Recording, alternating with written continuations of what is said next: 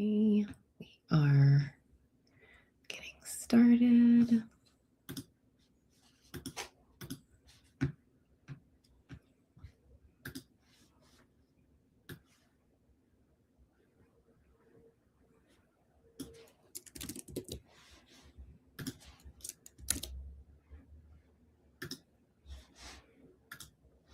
Okay.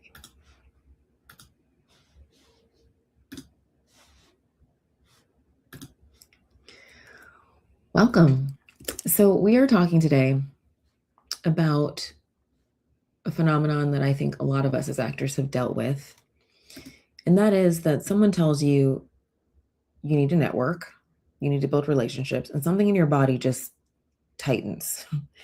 Because networking, the way most people talk about it, sounds like forcing yourself to go to some random industry mixer or like a film festival event or something and walking up to a stranger and introducing yourself and trying to convince them that you are worth paying attention to while they look around for somebody who's more important in the room. It sounds like schmoozing. It sounds like pretending to care about someone so they'll do something for you at some point later in your career. And honestly, if that's what networking is, I don't want to do it either. So here's what I want to tell you right at the top of this conversation. That version of networking doesn't actually work. And that's why you hate it. It doesn't work for actors. It doesn't work for anyone. It doesn't work because it's gross. And that's why it feels gross, because it's transactional and people can feel that. You can sense it from across the room. You can look at someone across the room who's networking and be like, ugh, gross. So what we're going to talk about today is something totally different. It's a practice that I teach called building your circle of influence.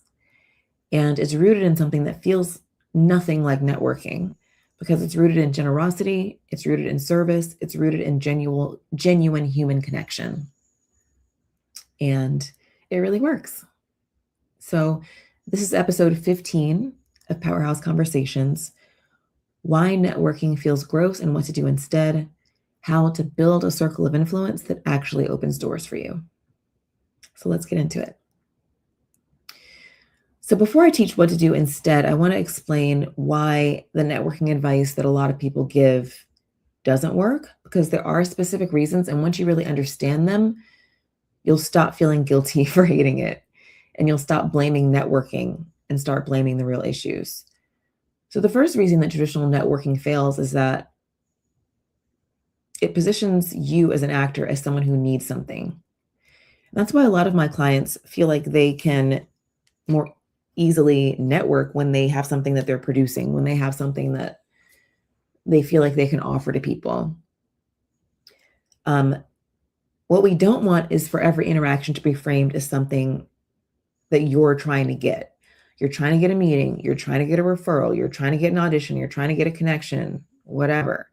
Because when you walk into a room or send an email or whatever with that energy, people feel it immediately. And it doesn't matter how like amazing your elevator pitch is or how great your reel is or whatever. If the underlying energy is, I need something from you, the other person's guard goes up.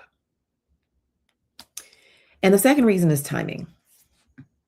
Most actors only network when they're in some sort of crisis, when they need an agent. So all of a sudden they start reaching out to people, or they haven't booked anything in a year and they're starting to panic and they started going to events and they're kind of desperate and whatever. They send this flurry of emails, and we can all smell that desperation the same way you can smell it when someone's trying too hard to like connect with you. It's like, what is going on here?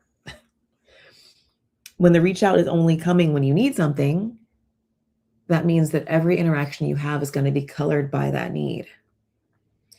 And then the third reason is that oftentimes it's like super generic. There's no strategy behind who you're reaching out to. And it's just like, go meet this guy. He's a producer or whatever. So we need more intention than that. We need more purpose than that. Because without those things, it becomes this vague, activity that's kind of exhausting and drains you emotionally. So if you have tried networking and it felt terrible and nothing came of it, you probably weren't doing it wrong, but you are focusing on the wrong things. And so the thing I'm going to teach you today is built on a completely different foundation. So I want you to picture something. I want you to imagine a set of circles, one inside the other, concentric circles, if you will, kind of like a target, right? And you are the dot that's in the center of that target. You are the bullseye. And around you, there are 3 rings. And every person you know, every contact you have, every relationship in your professional life falls somewhere in one of those 3 rings. So understanding where people are and how to bring them inward is the whole game here. The first ring, the one closest to you, is your inner circle. These are the people who already know you, they already like you, they already trust you, right? Your classmates, your scene partners, the people who help you with your self-tapes, your acting teachers, your coaches, your close friends, people you've worked with on set, on stage, people who would get your text and be like, oh, Asia Ray texted me, and return it, right? Most of us are massively underestimating the power of our inner circles.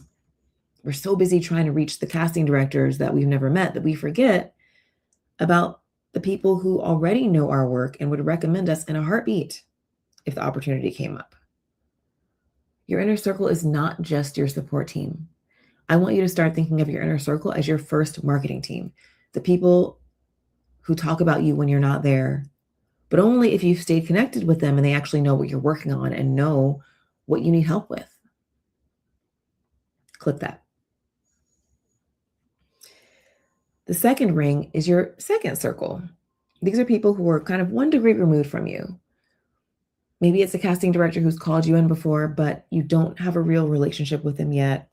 Or it's an agent that you did a workshop with and seemed interested in, you exchange information, but you didn't really connect.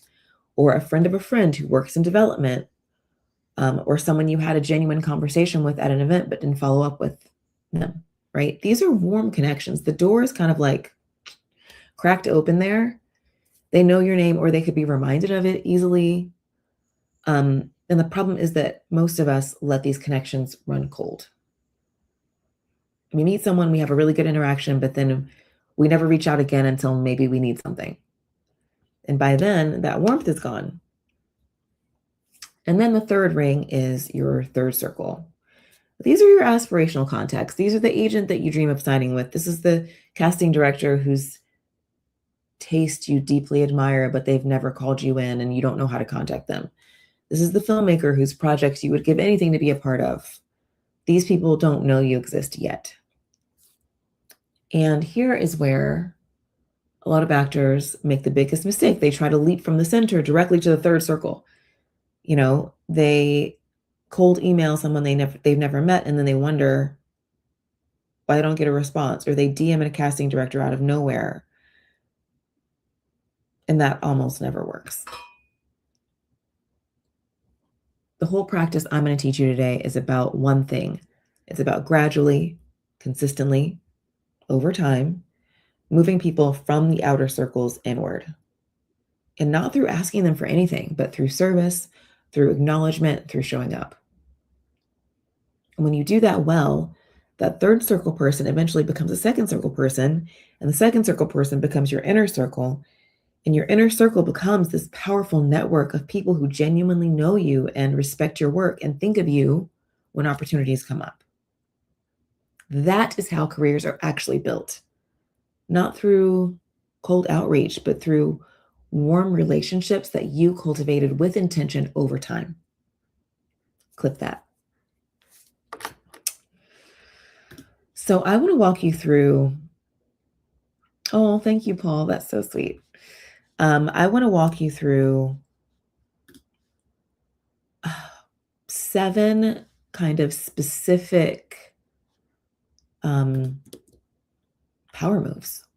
Things you can do starting this week that that will grow your circle of influence without ever making you feel like you're networking.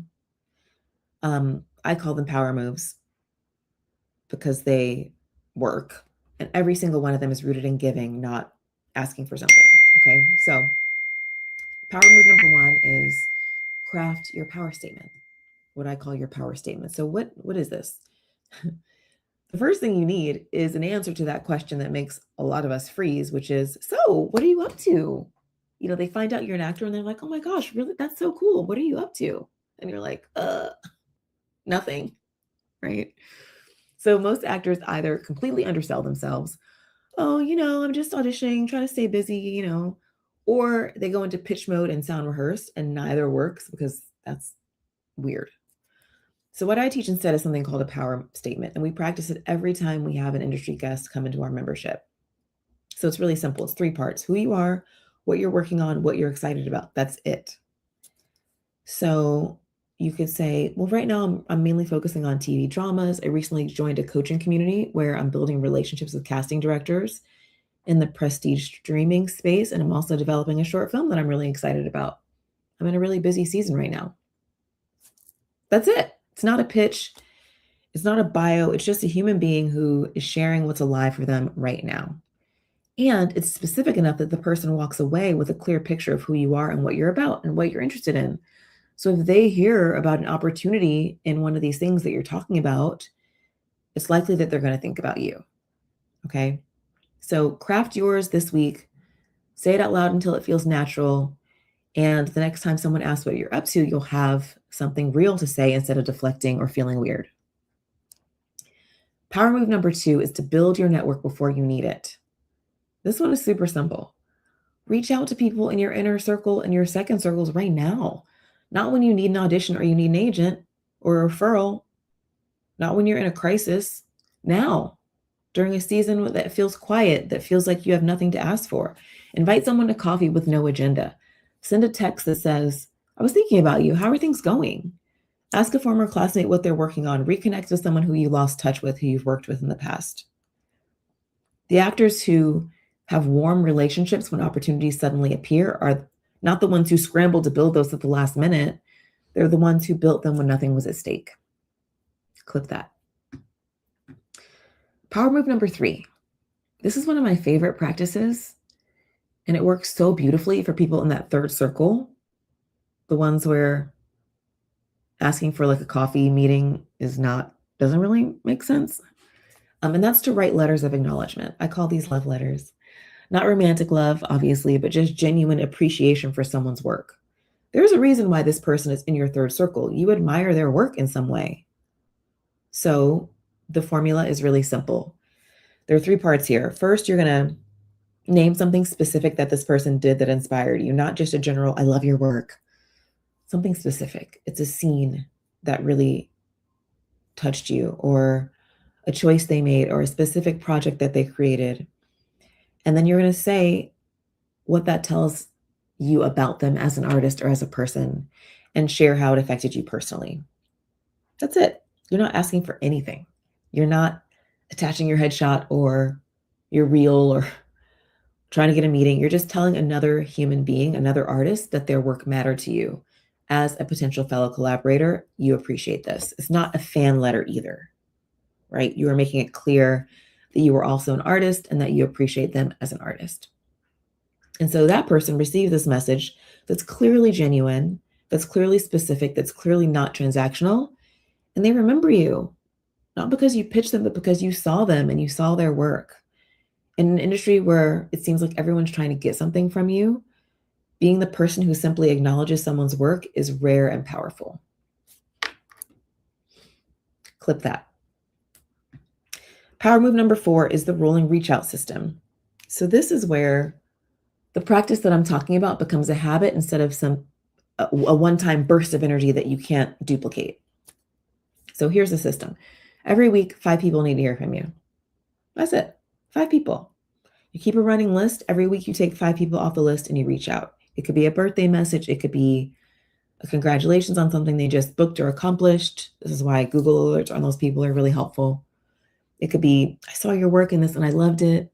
It could be just thinking about you, hope you're well. Nothing elaborate, just contact. This is not where the mass emails or the newsletters come in. Well, mass emails, I don't ever use those. This is not where we use newsletters, although those have a place. This is individual, personal, brief messages, human to human, okay? When you do 5 of these a week, that's 20 a month. That's 240 personal touch points every year.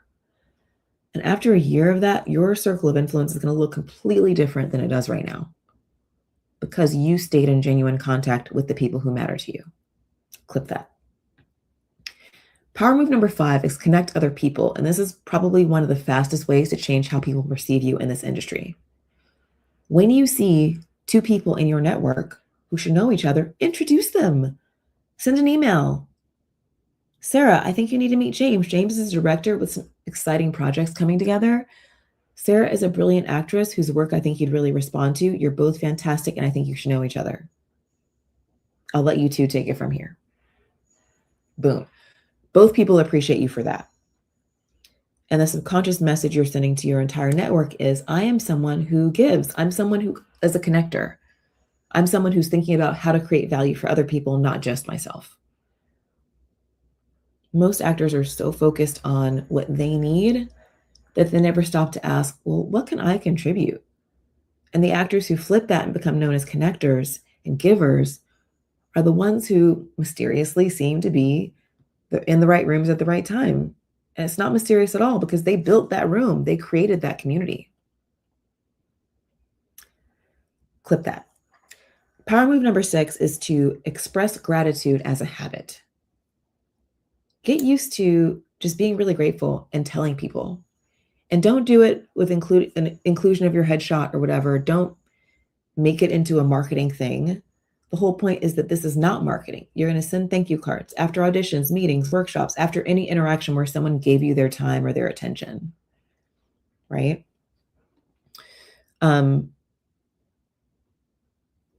Quick story here. Years ago, I sent a thank you card to a casting director after an audition. I didn't end up booking it. Just a simple thank you for the opportunity. A couple years later, I went in for an audition. This was actually in person with her, and she brought up the card. I was like, how did you remember that? That was a long time ago. But she remembered because almost nobody does it.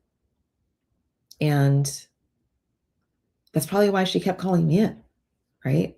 So that is the power of gratitude as a practice. And it's so rare in this industry that when you do it consistently, people do remember it. And they remember you warmly. Clip that. And then number 7, and we're going to end with this. You want to show up as the best version of yourself consistently. This one isn't some strategy. It's really the foundation that the other strategies are built on. Prepare fully for every audition, every class. Follow through on everything you say you're going to do. Return communications quickly. This is one that I'm really working on myself. Don't overcommit yourself to the point where you can't really deliver. Be on time. Be easy to work with. Be someone who makes other people's jobs easier and not harder. Because at the end of the day, the most powerful networking move you will ever make is simply being excellent and easy to be around and that person that everyone wants to work with. When people walk away and they think, I enjoyed working with her. I want to work with her again. You've just done more for your career than any strategy could ever do. So these 7 power moves that I just gave you create the conditions for people to encounter you. But this last one is what makes them want to stay in your orbit once they do. Okay, so I hope that was helpful. I know there was a lot there. I encourage you to just take one of those things and think about implementing it this week.